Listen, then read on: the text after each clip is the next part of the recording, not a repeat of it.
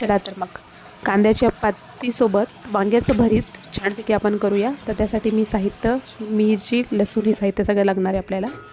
तर त्याआधी मी गॅसवर जाळी ठेवून 2 वांग्यांना छानपैकी तेल लावून ते भाजून घेतलेत आणि अशा प्रकारे स्मॅश करून घेतले. त्यानंतर लगेच कढईमध्ये तेल टाकलं, नंतर जिरे, मोहरी हे सुद्धा टाकलं आणि जे आपण हिरवं वाटण केलं होतं मीन्स हिरवी मिरची, कोथिंबीर, मीठ आणि लसूण याची पेस्टसुद्धा त्यामध्ये टाकली.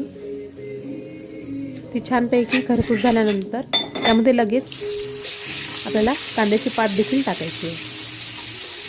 एकदम क्विक अशी रेसिपी आहे, खूप छान आणि भाकरीसोबत तर खूप भन्नाट लागते. नक्कीच करून बघा आणि खूप अवघ्या 5 मिनिटातच होते.